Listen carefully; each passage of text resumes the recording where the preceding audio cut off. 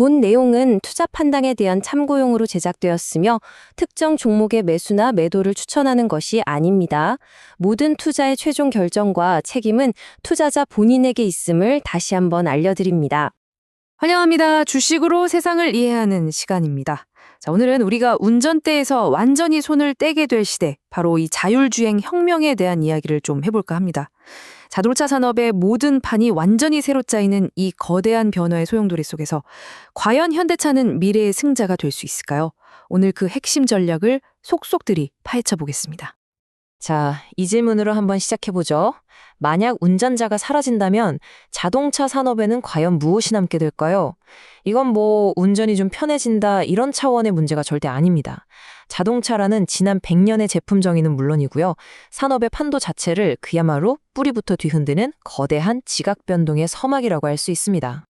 오늘 우리가 함께 살펴볼 내용들입니다. 우선 AI가 화면을 넘어서 현실 세계로 직접 걸어 나오는 피지컬 AI 시대가 뭔지부터 이해하고요.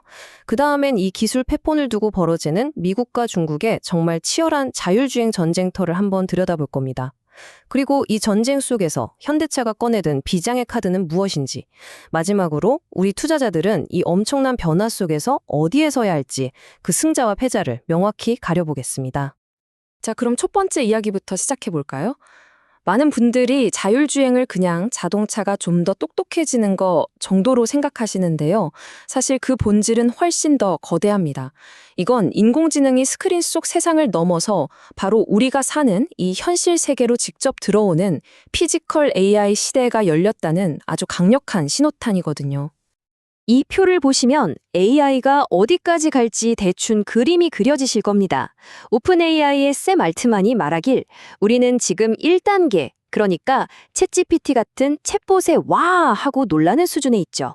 하지만 진짜 게임은요, 스스로 판단하고 행동하는 에이전트 단계부터 시작됩니다.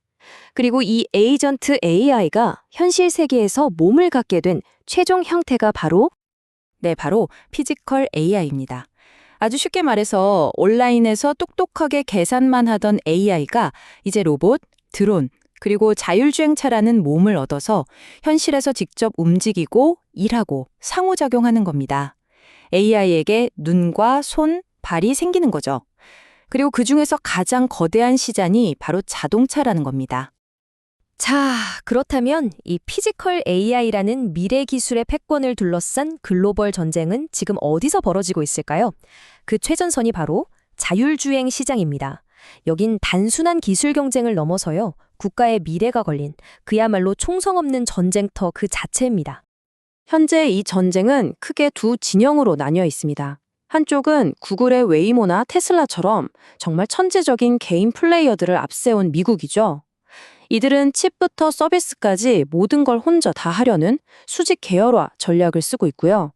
그 반대편에는 정부의 지휘 아래 바이두, 화웨이 같은 기업들이 똘똘 뭉친 중국, 이른바 국가대표팀이 있습니다. 개인의 역량보다는 국가 차원의 생태계와 인프라로 밀어붙이는 거죠. 그런데요, 진짜 전쟁터는 겉으로 보이는 자동차가 아닙니다. 바로 그 안에 숨겨진 두뇌에서 벌어지고 있어요.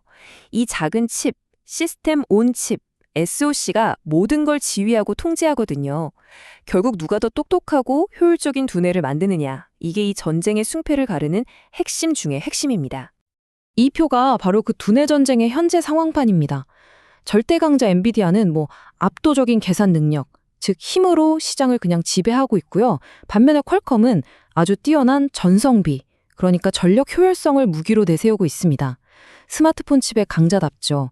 전기차에서 전기를 아낀다는 건 곧 주행거리가 늘어난다는 뜻이니까 이거 절대 무시 못할 장점입니다. 여기서 우리가 딱 기억해야 할 마법의 숫자가 있습니다. 바로 1000탑스. 탑스는 1초에 1조 번 계산한다는 뜻인데요. 전문가들은 완벽한 자율주행, 그러니까 레벨 4를 구현하려면 최소 이 정도의 연산 능력이 필요하다고 봅니다. 이게 어느 정도냐면요, 최신형 최고 사양 게임용 컴퓨터 수십 대의 성능을 자동차 한 대에 그냥 우겨 넣는 것과 같아요. 상상해 가시나요? 자, 그럼 이 거대한 글로벌 기술 전쟁 속에서 우리의 현대차는 과연 어떤 카드를 준비하고 있을까요? 쇠를 깎아 차를 만들던 전통의 강자가 소프트웨어가 왕이 된 이 새로운 시대에 어떻게 살아남으려고 하는지 그 생존 전략을 한번 들여다보겠습니다. 현대차의 목표는 아주 명확합니다. 자동차 제조사라는 낡은 옷을 벗고 소프트웨어 중심의 모빌리티 기업으로 완벽하게 탈바꿈하는 거죠. 그 심장부에는 플레오스라는 자체 운영체제가 있고요. 이걸 위해 거액을 들여 인수한 42닷, 42닷이 두뇌 역할을 합니다. 여기에 세계 최고의 로봇 기업 보스턴 다이내믹스의 기술까지 더해서 2030년까지 무려 2천만 대가 넘는 차를 하나의 거대한 스마트폰처럼 연결하겠다는 정말 야심찬 계획입니다. 이 플레오스는 단순히 차 안에 있는 화면이 아닙니다. 우리 스마트폰의 안드로이드처럼 자동차를 위한 하나의 거대한 운영체제, 즉 OS인 셈이죠. 여기에는 챗 GPT처럼 똑똑한 AI 비서 글레오도 들어가고요. 하지만 진짜 핵심은 바로 이 앱 마켓입니다. 우리가 스마트폰에 원하는 앱을 마음대로 깔아 쓰듯이 자동차에도 다양한 앱을 설치하게 해서 자동차를 단순한 이동수단이 아니라 하나의 거대한 플랫폼으로 만들겠다는 구상인 거죠. 자, 이제 마지막이자 어쩌면 가장 중요한 시간입니다. 바로 투자자 가이드죠. 이 엄청난 기술 혁명이 우리 지갑에는 과연 어떤 영향을 미칠까요? 이 거대한 산업의 지각 변동 속에서 기회를 잡고 위험을 피할 수 있는 현명한 항해법, 지금부터 함께 찾아보겠습니다.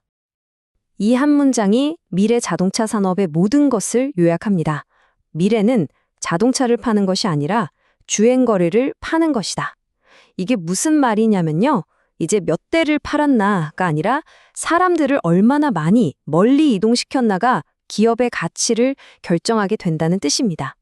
제품을 소유하는 시대에서 이동이라는 서비스를 구독하는 시대로의 대전환이 시작된 겁니다. 이 데이터는 정말 충격적입니다. 생각해 보세요. 우리가 가진 자동차, 사실 하루 중 95%는 주차장에서 그냥 잠만 자고 있습니다. 이용률이 고작 3에서 6%밖에 안 된다는 거죠. 하지만 로보택시는 다릅니다. 24시간 쉬지 않고 달리면서 이용률을 거의 100% 가까이 끌어올릴 수 있거든요. 이 표가 보여주는 시나리오는 그래서 좀 섬뜩하기까지 합니다.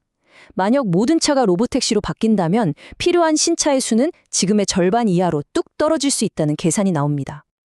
그리고 이 차트가 바로 그 시나리오의 결과입니다. 판매량 마이너스 55%. 여러분, 이건 그냥 불황이 아닙니다. 지난 100년간 이어져 온 기존 자동차 산업의 비즈니스 모델에 대한 사실상의 사용 선고이자 그 존재 자체를 위협하는 실존적인 위기라고 할 수 있습니다. 그렇기 때문에 돈의 흐름, 즉 가치 사슬도 완전히 뒤바뀔 겁니다. 승자의 얼굴은 아주 명확하죠. 자동차의 두뇌인 AI 칩을 파는 엔비디아, 데이터를 저장하는 거대한 창고인 클라우드 기업들, 그리고 로보택시 서비스를 운영할 우버 같은 플랫폼 기업들이 바로 그 주인공입니다. 반면에 패자의 그림자도 짙어집니다. 단순히 쇳덩이를 조립해서 팔던 기존의 완성차 업체, 엔진 부품사, 동네 카센터 같은 곳들은 피할 수 없는 구조적 쇠퇴에 직면하게 될 가능성이 매우 높습니다. 오늘 논의를 이 마지막 질문으로 마무리할까 합니다. 자동차가 바퀴 달린 거대한 컴퓨터가 되어가는 바로 지금, 여러분의 다음 차는 자동차 회사에서 구매하시겠습니까? 아니면 기술 회사에서 구매하시겠습니까? 이 질문에 대한 여러분 각자의 답이 바로 미래의 승자를 결정하게 될 겁니다. 오늘 저희 분석이 다가올 미래를 보는데 조금이나마 도움이 되셨다면 구독과 좋아요로 응원 부탁드립니다.